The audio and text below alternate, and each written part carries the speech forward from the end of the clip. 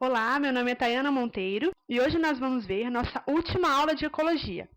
Hoje nós vamos conhecer os biomas brasileiros, as diversas paisagens que compõem o Brasil. Vamos conhecer também a poluição, os tipos, como evitá-la e o porquê que elas ocorrem.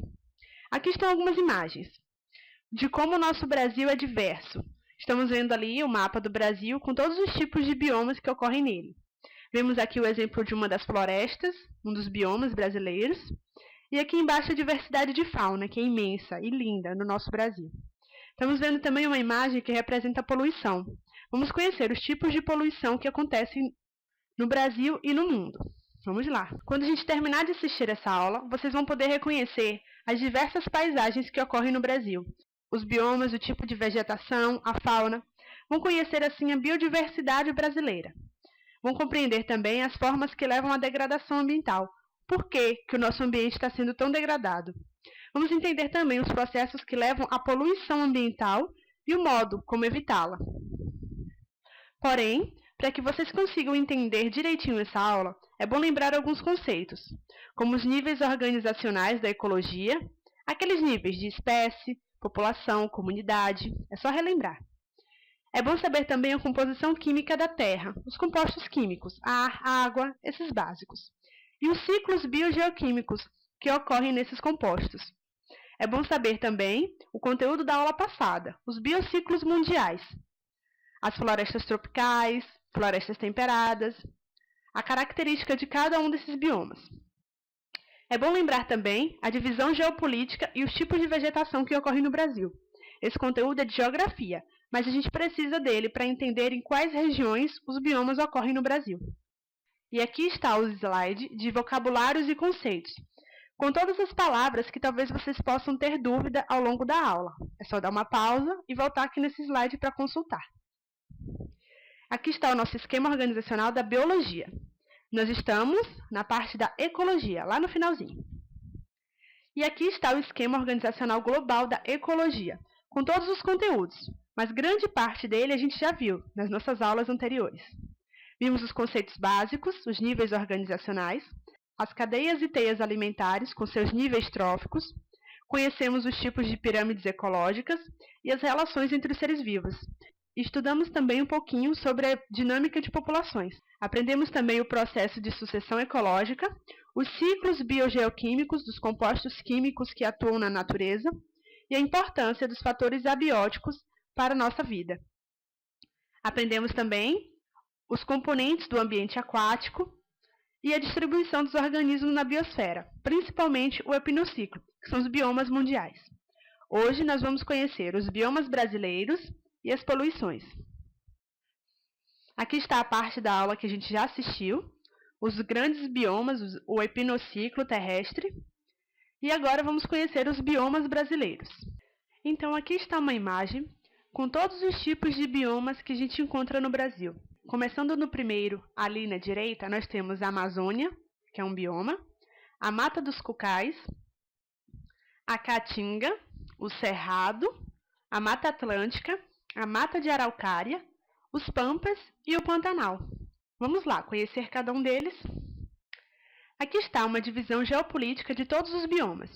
Mas não se preocupem não, a gente vai ver isso de novo com cada um deles.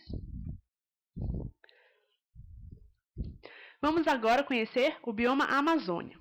A Amazônia é um dos biomas mais importantes do mundo, não só do Brasil. Ela ocupa cerca de 49% do território nacional do Brasil e é caracterizado por uma floresta do tipo tropical. Lembram lá do epinociclo, a floresta do tipo tropical? A Amazônia contém todas aquelas características. Ela ocupa o território da região norte, abrangendo estados como Maranhão, Mato Grosso, Rondônia e Tocantins. A Amazônia é a maior formação florestal do planeta. É a maior floresta do mundo. Está aqui, no nosso Brasil, a Amazônia. O seu clima é do tipo equatorial úmido. E por isso, ela apresenta uma grande variedade de fisionomias vegetais, com diversos tipos de plantas, árvores e aqueles estratos que a gente lembra da floresta tropical. A Amazônia é tão grande que ela equivale a 35% das áreas florestais do planeta. Ou seja, se juntarmos todas as florestas do planeta, a Amazônia vai equivaler a 35% delas. A floresta amazônica, ela pode ser considerada uma floresta de várzea, porque em certo período do ano ela pode se tornar alagada. Os rios transbordam e ela se alaga, se denominando floresta de várzeas. Porém, outra parte do ano ela é floresta normal, de terra firme. Ou ela pode apresentar as florestas de igapó, em que essa é permanentemente inundada. O tempo todo ela está inundada. Essa Amazônia ocorre, e esse igapó ocorre em quase toda a Amazônia Central, porque a Amazônia, como vocês sabem, ela engloba outros países também. Aqui está um pouco da fauna da Amazônia e alguns problemas que estão acontecendo lá, como a extração ilegal de madeira, como a gente pode ver aqui o rio, nessa imagem, com várias toras de madeira. O desmatamento e a derrubada de árvores na Amazônia é um problema mundial. Conhecemos agora a Amazônia. Vamos para o próximo bioma, Mata Atlântica. A Mata Atlântica ocupava 13% do território nacional e ela abrange toda a costa litorânea, desde o Rio Grande do Norte até o Rio Grande do Sul no Brasil, ocupando inclusive todo o estado do Espírito Santo, Rio de Janeiro e Santa Catarina. A Mata Atlântica é um ecossistema florestal do tipo tropical também, porém o seu clima é diferente da Amazônia. Ela está exposta aos ventos úmidos que sopram do oceano, daí a sua diferença. A Mata Atlântica original era a floresta com maior extensão latitudinal do planeta, ou seja, era a floresta mais longa, indo dos 6 graus aos 32 graus sul de latitude. Porém, hoje ela se encontra bastante degradada devido ao avanço da urbanização que acabou devastando essa floresta. A variabilidade climática, por ser encontrada numa região litorânea e por abranger extensas áreas do Brasil, ela apresenta um clima que varia bastante, que vai desde temperados superúmidos no extremo sul até o tropical úmido e semiárido no nordeste. As árvores da floresta atlântica formam uma floresta do tipo densa, com várias árvores juntas. Nas regiões de encosta, porém, essa floresta é menos densa, devido à frequente queda de árvores. Já nos topos de morro, nas áreas de morro, ocorrem as áreas de campos rupestres, em que a vegetação não é tão alta. E no extremo sul, a Mata Atlântica se mescla com a floresta de araucárias, apresentando já uma diversidade mais voltada às gimnospermas. Aqui temos um exemplo da Mata Atlântica com seus ipês, que a gente consegue observar aqui no Rio de Janeiro, já que a nossa floresta da Tijuca é um tipo de Mata Atlântica. Temos a biodiversidade, alguns animais aqui. E aqui outros animais, alguns endêmicos dessa área. Nesse primeiro mapa a gente pode ver a formação original da Mata Atlântica em 1500, que ela abrangia quase toda a costa do Brasil adentro. Hoje ela ocupa pontos mínimos de floresta.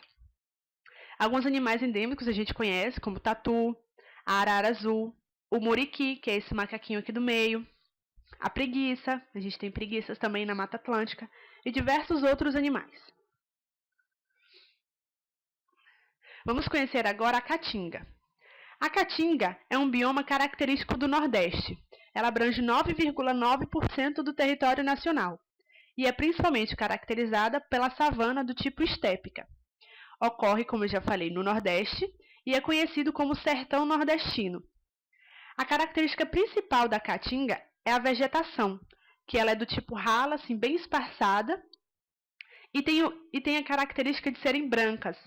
As árvores têm uma coloração meio esbranquiçada, por isso o nome branca, tinga, plantas, caatinga, plantas brancas. Outra característica importante da caatinga é que na estação seca as plantas perdem suas folhas para evitar a perda de água.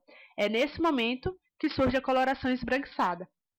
A caatinga é um bioma muito pouco explorado, mas também muito rico em biodiversidade, sendo que muitas dessas espécies são endêmicas. As áreas mais elevadas da caatinga estão sujeitas a secas menos intensas, que estão na região litoral, são chamadas de agreste. Já as regiões do sertão nordestino, mais para o centro do Nordeste, sofrem um alto risco de desertificação, principalmente devido à degradação da cobertura vegetal e do solo que ocorre nessa região. Aqui estamos um mapinha da caatinga que se concentra ali na região do Nordeste. E uma imagem. Aqui temos uma imagem que a gente percebe essa coloração meio acinzentada das plantas. Muitas cactáceas a gente encontra também, já que é uma vegetação do tipo savana, a gente encontra vários cactos. Aqui alguns animais endêmicos, o mocó, esse bichinho que parece um rato, que é um roedor típico do Nordeste. A sussuarana, que é a onça parda também, ocorre muito na Caatinga. O teiu, que é um lagarto. Alguns periquitos. O porco do mato. Temos muitos animais endêmicos nessa região, uma região muito bonita. Nosso próximo bioma é o Cerrado. O Cerrado corresponde a 23% do território nacional e é caracterizado pelo bioma do tipo savana. O Cerrado ocorre principalmente no Planalto Central brasileiro, ali na região central do Brasil. Porém, a gente pode observar algumas manchas desse bioma na Amazônia, na Caatinga e na Mata Atlântica. O Cerrado é a segunda maior formação vegetal do Brasil. O primeiro é a Amazônia.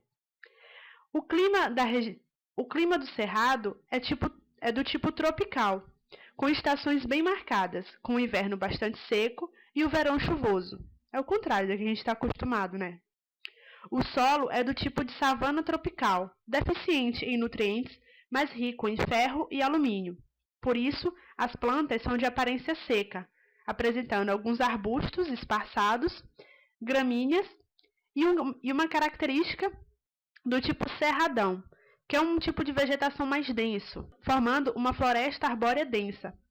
Essa região, inclusive, é permeada por matas ciliares e veredas, que acompanham os cursos d'água dos rios. O Cerrado, então, apresenta as 3 maiores bacias hidrográficas da América do Sul: os rios Tocantins e Araguaia, o São Francisco e o Prata. Isso favorece a biodiversidade do Cerrado, que é uma das maiores. Aqui a gente tem umas imagens da formação do Cerrado. Vejam os arbustos ali, como a gente falou, esparçado. E a ocorrência de queimadas, que é comum no Cerrado. Aqui estão alguns exemplares da fauna, que é bem característico. A fauna característica do Brasil, com o tamanduá-bandeira, que só ocorre aqui. O lobo-guará, a anta, que também é um animal que só acontece no Brasil.